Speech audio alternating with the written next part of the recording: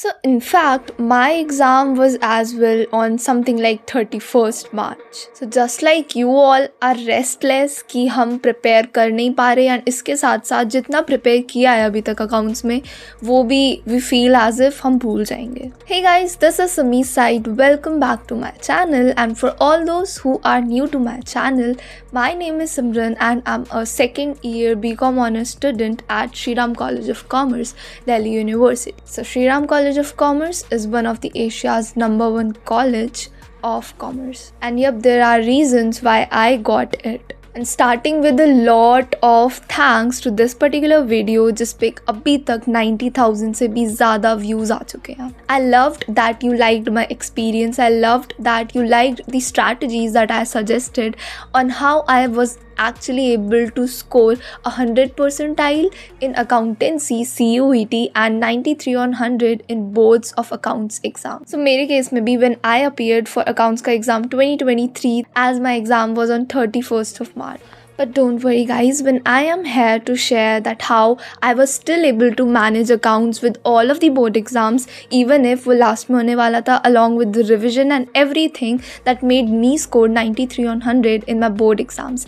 And इसी board exam के बीच में मेरी conceptual clarity इतनी ज़्यादा हो गई थी that I was able to attain 100% in CUET. And if you want to ace your CUET exam with me as well, you can subscribe to Sumi's site. Also, don't forget to hit the bell icon as well, because I share a lot of my materials that I used during my time and that made me score 100% in a lot of subjects. So without wasting any further time, let's move on to the very first tip. Okay, so the very first suggestion for all of the guys जिन्हें accountancy में book 1, book 2 या book 3 इन तीनों में से किसी में भी under confidence है, so I suggest all of you guys to at least dedicate next 15 days लगातार to that particular book. For example, in my case, even in beginning of March, I was still underconfident in my book 3 of accountancy. So what I used to do was मेरी next 10 to 11 days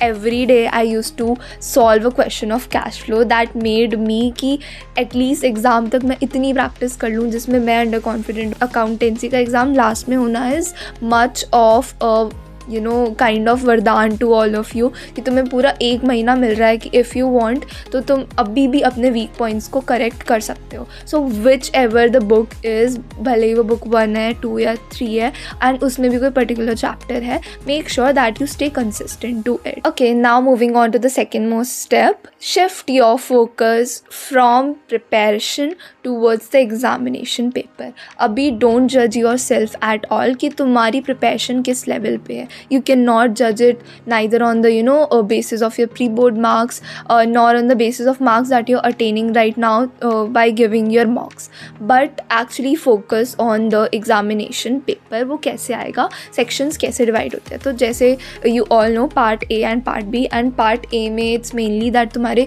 first 2 books होते हैं and part B में just the third book. part A की मैं बात करूँ तो उसमें admission वाली book में the partnership वाली book में admission से लेके dissolution तक ये जो मेजर चैप्टर्स है ना, तुम इन पे चैप्टर वाइज फोकस करो. दैट तुम्हें सारे क्वेश्चंस नहीं करने या फिर तुम्हें दर बदर नहीं भटकना. You need to only do the important questions and the questions that are repeated, जो कि थैंकफुली टी.एस. अग्रवाल जैसी बुक में ढंग से लिख रखे हैं दैट ये किस किस ईयर में एक्चुअली में पेपर में आया है. So instantly you get to know that it is important. Next most important thing इसी के under capital adjustment. This is something जो आएगा ही आएगा. तुम्हें भले ही चॉइस मिलेगी एडमिशन एंड रिटायरमेंट में या फिर हो सकता है एडमिशन या डेथ में मिले. Yes, this is the pattern. ठीक है, तो दोनों में से तुम जो भी एक अटेम्प्ट करोगे तुम्हें कैपिटल एडजस्टमेंट की एक एडजस्टमेंट मिलेगी ही मिलेगी. सो मेक श्योर जो चीज़ आनी है उसकी प्रिपरेशन पहले से ही करके रखो. So when I am saying कि पार्टनरशिप के एडमिशन से लेके डिसोल्यूशन तक तुम्हें एक्चुअली में प्रिपरेशन करनी है, तो उस प्रैक्टिस में you make sure that capital adjustment के 3 से 4 क्वेश्चन तुम सॉल्व कर रहे हो. इसके अलावा just a pro tip, death का क्वेश्चन अगर आता है जो कि सोलली आता है without any choice, so here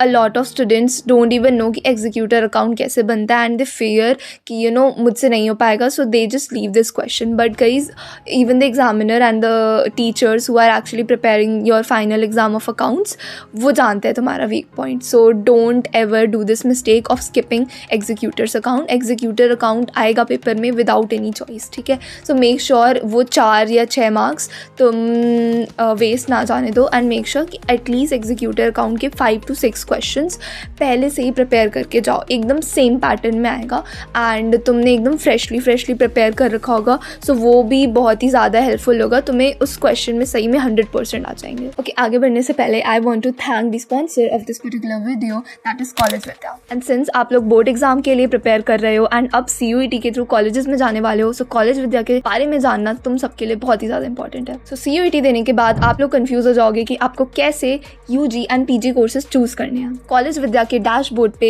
एक AI मॉडल है जिसमें आप कोई भी कोर्स डालते हो तो उसका AI मॉडल आपको सजेस्ट करेगा कि वो पर्टिकुलर कोर्स कौन सी यूनिवर्सिटी या कौन सा इंस्टीट्यूशन सबसे बेस्ट तरीके से करवा रहा है. द बेस्ट थिंग, यहाँ पे जितने भी इंस्टीट्यूशंस आपको देखने को मिलेंगे वो सारे ही गवर्नमेंट अप्रूव्ड होंगे. एंड आप यहाँ पे जो भी यूनिवर्सिटी सिलेक्ट करते हो तो आप उसके यूनिवर्सिटी ऑफिशियल से भी बात कर सकते हो या फिर कॉलेज विद्या के एक्सपर्ट से भी बात कर सकते हो. एक बहुत ही इंपॉर्टेंट एंड अच्छा फीचर भी है इसमें, दैट्स ऐड टू कंपेयर के फीचर को यूज़ करके आप यूनिवर्सिटीज़ को कंपेयर कर सकते हो अलग अलग इंपॉर्टेंट फैक्टर से रिलेटेड, जैसे कि fees, approval, student rating, placements. इस सब के कंपैरिजन में आपको बेस्ट यूनिवर्सिटी कौन सी लगेगी वो आप चूज कर सकते हो. एक बहुत ही अच्छा बेनिफिट, कॉलेज विद्या के थ्रू अगर कोई भी यूनिवर्सिटी आपको EMI ऑप्शन फीस पे करने के लिए अवेल नहीं करके देती तो कॉलेज विद्या ये आपको ऑप्शन अवेल करके देगा. इनफैक्ट आपको placement support services and online career booster programs मिल रहे हैं सिर्फ 6,999 में. बट ये सब आपको फ्री में मिल सकता है अगर आप नीचे दी हुई लिंक को क्लिक करके फिर किसी यूनिवर्सिटी में एनरोल करते हो. Thus, it's a one-stop solution for all of you guys. You may check it out. The link is provided in the description. Okay guys, the next most step, that is the third tip. अगर मैं आऊँ तुम्हारी second book पे, share and debenture, यहाँ पे काफ़ी सारे बच्चे हैं जिन्हें बहुत ईजी लगता है वो चैप्टर, जिसमें से मैं भी थी. बट काफ़ी सारे बच्चों के लिए this is very difficult and there weak point. But I suggest जब तुमने उस बुक के क्वेश्चन की प्रैक्टिस करी थी तब तुमने जो भी क्वेश्चन ऐसे मार्क किए थे, यार इसमें तो डाउट है, इसमें ज़्यादा टाइम लग रहा है, एंड वो फुल फ्लेजेड है. फुल फ्लेजेड का मतलब वो क्वेश्चन जिनमें ज़्यादातर 90% ऑफ द कंसेप्ट कवर होते हैं. इससे प्रैक्टिस करने से आपकी बहुत ही अच्छी तैयारी होती है, आपका टाइम बचता है एंड आपका कंसेप्ट भी जल्दी क्लियर होता है. इसलिए make sure that in past questions को तुम फिर से प्रैक्टिस करो क्योंकि ये वापस से रिपीट होने वाले हैं एग्जाम में. ऑल्सो लास्ट ईयर मैंने टाइम एश्योरेंस पे अकाउंट्स में, पर्टिकुलरली अकाउंट्स में कैसे टाइम मैनेज करके चले, इसकी एक अलग स्ट्रैटेजी होती है जो कि मैंने खुद यूज़ करी थी एंड मेरा पेपर आधे घंटे पहले ख़त्म हुआ था. सो ये वीडियो तब आएगी जब I actually see at least 1000 likes on this particular video. Like I do get 10K 12K views, but 1000 बच्चों का भी लाइक करना इतना मुश्किल होता है, आई डिडंट नो. सो अगर मुझे 1000 लाइक्स मिलती है तो फिर let's go for this time assurance video as well. Now coming to the last most tip, rather than calculating कि मेरे 80 में से कितने मार्क्स आ रहे हैं, calculate section wise. In the sense ये गिनो कि अगर 3 मार्क्स के 4 क्वेश्चन हैं तो क्या मैं उन चारों क्वेश्चन में 100% स्कोर कर रही हूँ या फिर कर रहा हूँ. एंड सेकेंडली, अगर 6 मार्क्स के 4 क्वेश्चन है तो क्या मुझे चारों में 100% मिल रहे हैं या फिर नहीं मिल रहे हैं. इनफैक्ट मेरा एम कुछ ऐसा था, sample paper 3, sample paper 4 and sample paper 5 के जितने भी 3 मार्क्स के क्वेश्चंस हैं मैं लगातार वो करूँगी. अब इससे मेरी 2 चीज़ें क्लियर होती है. द फर्स्ट वन बीइंग मेरा कंसेप्ट क्लियर होता है. कंसेप्ट इन द सेंस, अगर मेरे सामने 3 मार्क्स का कोई भी क्वेश्चन होता है तो मुझे पता है कि मुझे इसमें कितना टाइम देना है, तो मेरा टाइमिंग का कंसेप्ट एंड सेकेंड पैटर्न का कंसेप्ट ये भी क्लियर होता है. मुझे पता है कि 3 मार्क्स का क्वेश्चन आएगा तो कैसे पैटर्न में आएगा. अगर 3 मार्क्स के 4 क्वेश्चन है एंड मैंने 3 सैम्पल पेपर में से किए हैं तो एटलीस्ट मैं 2 घंटे में 3 मार्क्स के 12 क्वेश्चन सॉल्व करती हूँ एंड ये मैं हर दिन करती हूँ. तो जस्ट इमेजिन जब मेरे को बोर्ड एग्जाम के वो 3 मार्क्स के क्वेश्चन सामने आएंगे तो मुझे उसमें 100% मार्क्स लेने से कोई नहीं रोक सकता. So that was my strategy. अगर मैं 4 घंटे की सिटिंग दे रही हूँ तो आई यूज़ टू इंश्योर कि मैं एटलीस्ट 5 सैम्पल पेपर्स में से सिर्फ और सिर्फ 6 मार्क्स के क्वेश्चंस प्रैक्टिस करूँ जो फुल फ्लेजेड वाले हैं, and that made me ensure कि मेरे पार्ट ए में सच में 60 में से 60 आए। मेरे मार्क्स जहाँ पे कटे थे वो 7 मार्क्स वो पार्ट बी में से ही थे, and as I said it was my weak point. कहीं ना कहीं मैंने उन 7 मार्क्स पे वर्क नहीं किया होगा, and that's why I scored 93, but I am very happy because at last I got into Shri Ram college of commerce.